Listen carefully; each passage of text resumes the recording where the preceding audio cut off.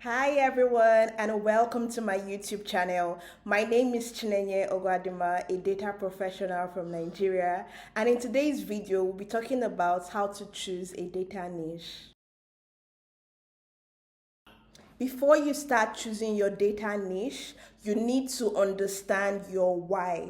Why do you want to study data? Why do you want to transition into data? Why do you need data skills? Why do you need to choose a data niche?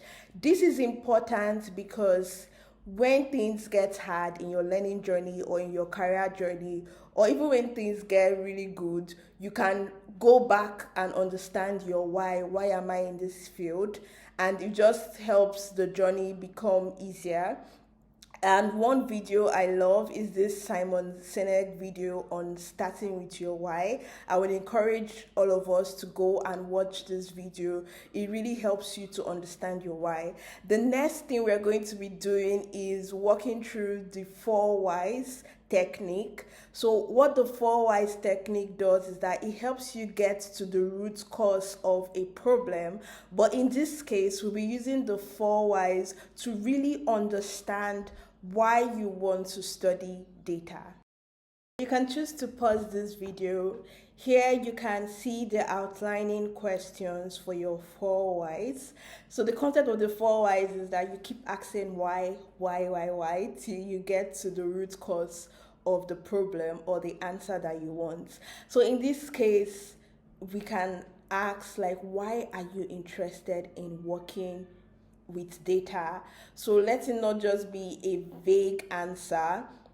Just really go in depth on understand your initial motivations to studying data, and just write it down. You can write it down on your notebook, your iPad, your computer, on a paper, whatever, but make sure you write it down.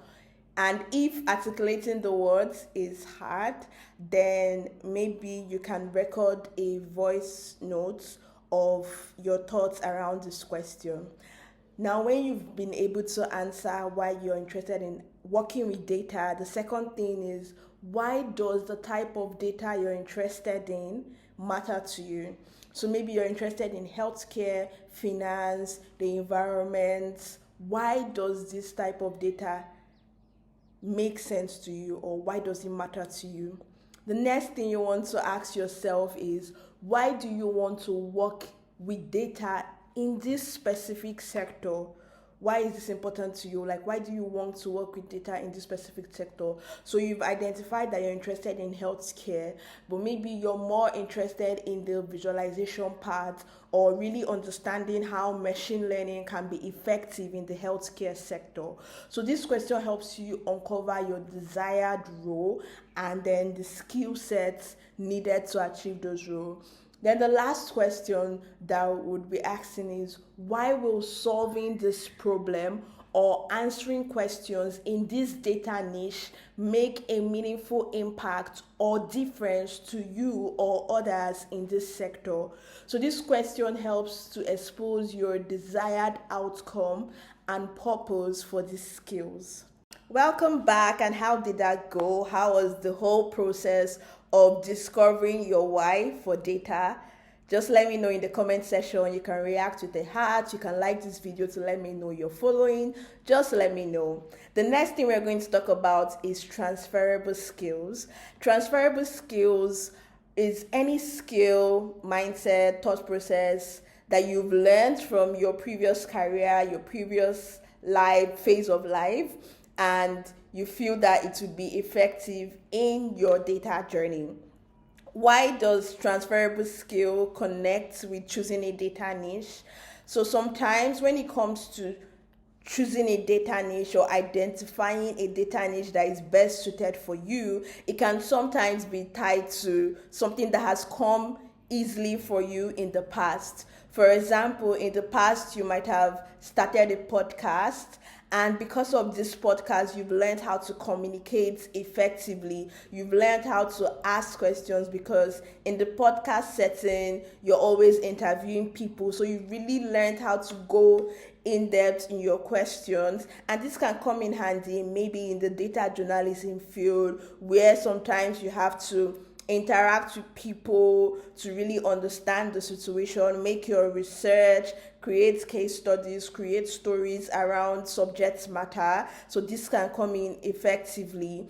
Also writing, art, and so many more. You can check out this video I made on how to transition into data, especially the chapter that talks about transferable skills, to learn more about how you can use your transferable skills to really identify your data niche. In this video, you would also find a document on transferable skills and corresponding data roles. Do check it out. Another interesting way to discover your data niche is to really identify your likes or dislikes. Yes, dislikes. So when it comes to likes, we've talked about maybe things that come in easy for you. You like coding, you like calculations, you like writing. So this can really inform your data niche. So someone that likes writing can maybe go into data journalism, as I said. Someone that likes art can go into data design. Someone that leans more towards coding, the mathematical aspect that comes with data, can be a data scientist or even a machine learning engineer. So these are interesting niches that are out there that you can explore. Someone that is also good in arts or just good in creating graphs can choose to become a data visualization specialist. So there are lots of roles out there that you can explore, lots of niches out there that you can explore in the data space. Then when it comes to dislikes can be an interesting way to choose a data field. So think about things that make you uncomfortable, that you want to change, things that you just hate and that you wish could be better. So when people say create the work that you want to see, create the things, the products that you want to see. So that can really be tied into dislikes.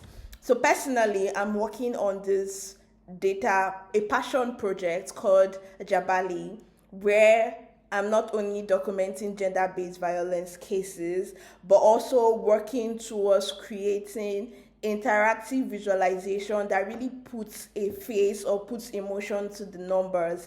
Because sometimes when you talk about gender-based violence cases, it's just statistics, it's just numbers. But when the data is more relatable, it becomes more than just numbers. It becomes, someone's daughter, someone's mother, someone's sister, and maybe that way we can create, more policies around issues like that. So what is that one issue that is important to you? What is that one issue that makes you uneasy rather? And could this be your data niche? The last thing I want to talk about is that do not obsess over choosing a data niche. It's okay at the beginning of your journey if you're unsure of which data field you should focus on. And honestly, sometimes discovering your data niche comes in doing. So maybe you take a course on data with Python and you realize that you love this aspect of data. Or sometimes it could come with when you attend a conference and you see someone speak about a data field that you are unaware of, like AI governance, data design, and you just become fascinated and want to know more about it. This happened to me when it came to data design. I attended this exhibition in Italy and I saw data in an art gallery, which was really weird and unconventional to me. Like, I never imagined that a data visualization would be present in an art gallery, and it really opened my mind and brought me into the world of data design. So I would encourage you to attend conferences, participate in hackathons, meet people. Sometimes your data niche can be found in taking actions. Good luck, and don't forget to like this video so I know that you want more content like this. Also check out this video on how to transition with data. And if you're curious to know why I started this channel, check out this video. See you in the next video.